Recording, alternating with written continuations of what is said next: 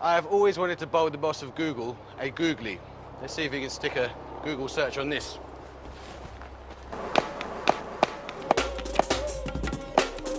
More than what your mind says, you need to kind of figure out what your heart is excited by. Sundar Pichai is CEO of Google and its parent company Alphabet, which owns YouTube. He was born in 1972 in Tamil Nadu in South India and studied at the Indian Institute of Technology, or IIT, at Kharagpur before moving to the US and Stanford University. In 2004, he joined Larry Page and Sergey Brin at Google. The company was just 6 years old. Sundar. So good to see you. It's very, very good to see you. How are you? Let's get used to this new elbow bump. Take one, Mark. Historically, has Google paid enough tax in the right places? We are one of the world's largest taxpayers. If you look at, on an average, over the past decade, we have paid over 20% in taxes. We do pay the majority of our share of taxes in the US, where we originate and where our products are developed.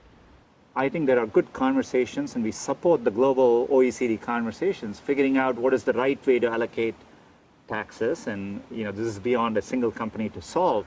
How do you think, A, artificial intelligence, and B, quantum computing are going to compare with the internet in terms of a total transformation of our lives? The progress in artificial intelligence, we are still in very early stages, but I viewed it as the most profound technology that humanity will ever, develop and work on. And we have to make sure we do it in a way that we can harness it to society's benefit.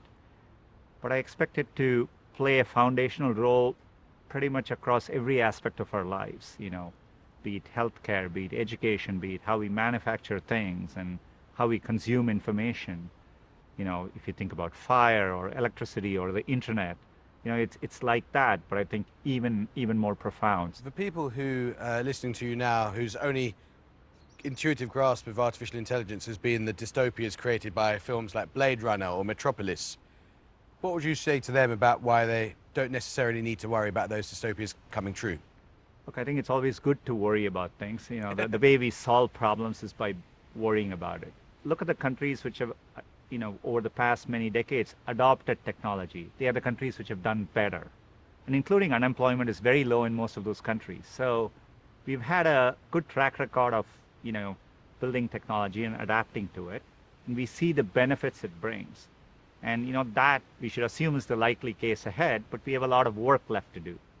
In preparation for this interview, you'll be pleased to know I spent many hours studying quantum computing, mostly on YouTube, actually, which you're ultimately responsible for. And as I understand it from my student days studying physics, at the quantum level, the subatomic level, particles aren't necessarily particular states of matter, right? So computing today is based on this binary distinction between zeros and ones.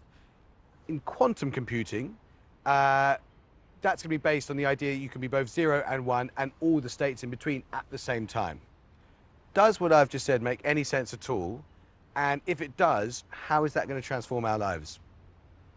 I think you did a good job of quantum computing 101. I think it's perfectly accurate. And, what it does is now you can simulate, you can capture the complexity because you can keep track of many more states at once. Rather than 0 and 1, a single qubit compared to a classical bit can take on many more possibilities. And so that's what gives us that computational advantage to better simulate and better understand the world. 18 months ago, Google announced it achieved quantum supremacy. In other words, that your quantum computer had carried out a calculation that would take a traditional computer around 10,000 years to complete. 18 months on, how much more progress have you made? And what sort of advances have you made from that first milestone? I'm very excited at the progress. I mean, it is a long-term thing. What we are looking to do next is to build something called an error-corrected quantum computer. All that means is we've shown it can work, but we have to show it has to be stable enough. Quantum computers are very fragile. So we're just trying to design stable quantum computers, which is probably still a decade away. So we're building the state-of-the-art labs, and we have a clear goal, and hiring people and working towards making progress. People always want to know about the personal technology habits of those who run big technology firms. Do you let your children go on YouTube? You've got 2 teenagers, I understand. Yeah, I do. What's your policy on screen time for kids?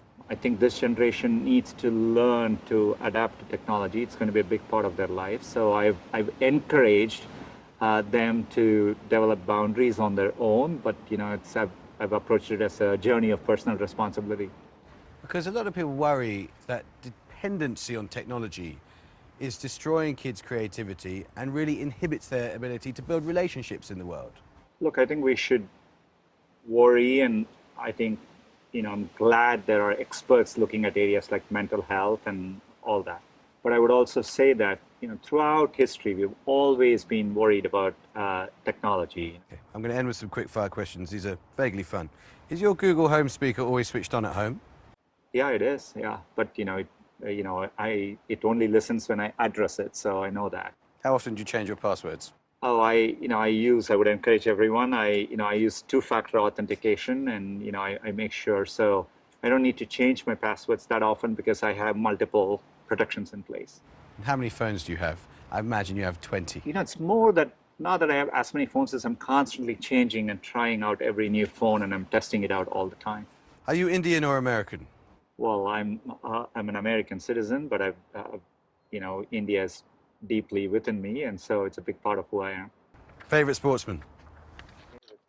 Well, I would say, since you're a cricket fan, Tendulkar, Sachin Tendulkar. More so than Sunil Gavaskar? Now you're making it very difficult for me. Dickens or Shakespeare? Dickens. Dickens? Larry or Sergey? Larry and Sergey, as I always say. Do you eat meat? I don't. Republican or Democrat? I keep my politics to myself. How often do you speak to Mark Zuckerberg? As and when there's no periodicity to it, as and when needed. Jeff Bezos is going into space. Would you? Well, I'm jealous a bit. I would love to look at Earth from space. When did you last cry?